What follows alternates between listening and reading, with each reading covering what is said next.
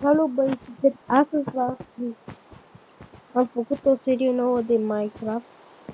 Nu știu că n-am mai făcut de mult, dar n-am avut idei de video. Astăzi am făcut o serie de Minecraft, unde eu să fac Minecraft viața la școală. Acum, scuzați că am mult, dar aia e. Nu, hai.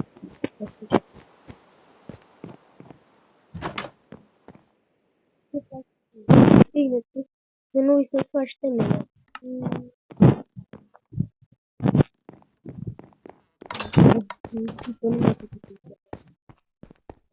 În caz că nu v-am registrat aici, urmați să vedeți că este Gold City.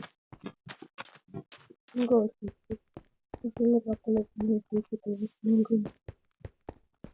Hai să văd. Nu vă acasă. Bună ziua! Cine ești tu? Cristi este acasă? Îl cunoști? De unde îl cunoști pe copilul meu?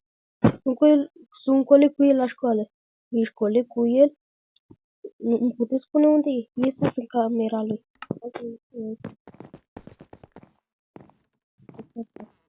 Ce faci, bă, Cristi?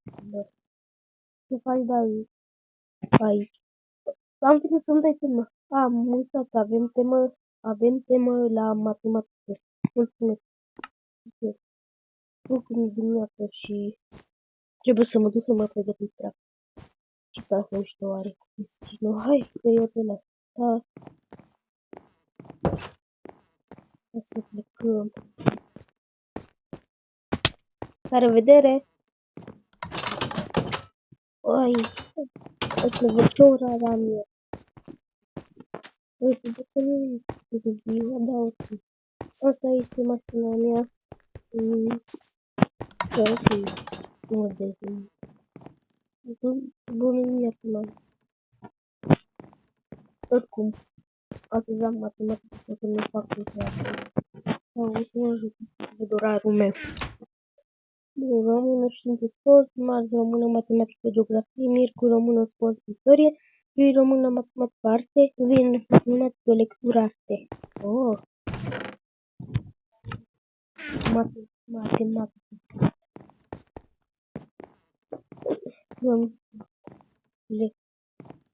Adică nu acum plec, să mă pregătesc să mă plec.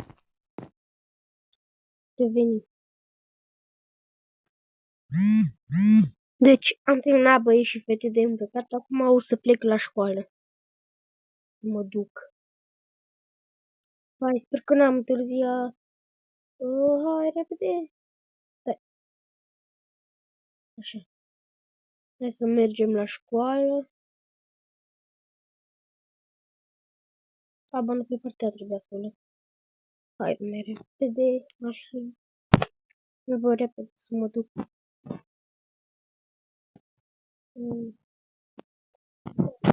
O să încep să fac o serie. Vă rog frumos să vă abonați și să dați un like. Hai să merg.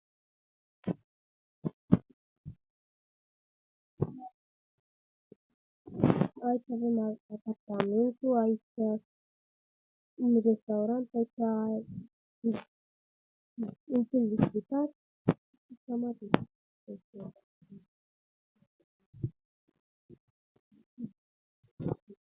Casa mea e la etaj. Hai repede, să nu întârziu.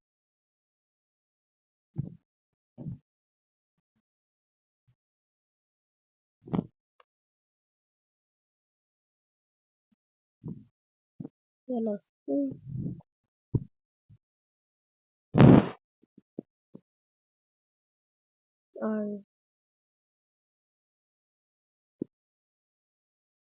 Unde e, bă, frate?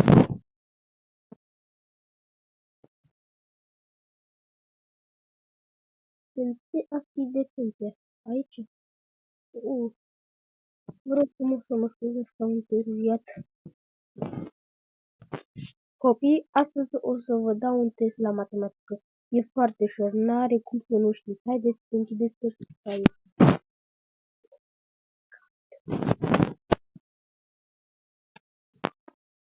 Ce îi scrie? Hai. Ce zici, Larisa? Hai. Ce zice înainte? Nimica nu zicea înainte. Am făcut trucul cu parfumul, zic la ea. Hai. Bă, Lorena, ce să clasă?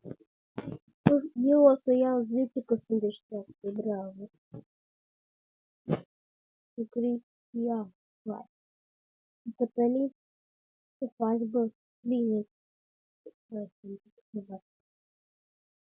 Deci, 200.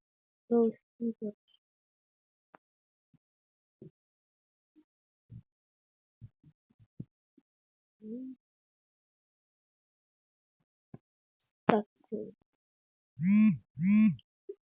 Ăsta, bă, este. Ne-a luat domnule timp.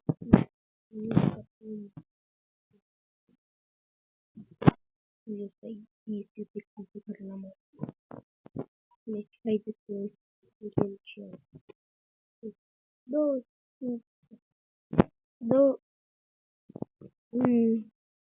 25 ori 25 împărțit la 5. Punem egal 5. Stați un pic să aici. 5. 2. 5 ori 5. Stați 5. Maria are 10 metri. Da, la un copil. Da, Maria are 10 mere, dă la un copil 4 mere, ea mănâncă 4, cu câte mere rămâne? Ușor. 2, 3, 2, domn profesor, am terminat testul. Hai să vedem dacă uite, nu așteptăm. Deci, băi și vedeți, domn profesor a terminat de corectat testul. Hai să merg să iau. Domn profesor, vreau să felicit pentru cineva care a făcut de nota 10. Notele sunt următoarele. Cătălin 8. Ce a făcut Cătălin? Raluca 9. 9. Tomes. Lorena 6. Anais 8. David Stoica 10. Cristi 9. David Stoica, adică vreau să te felicit și să îți spun nota în catalog. Am uitat de la tine. Îmi pare rău la listă, dar tu ai luat 4.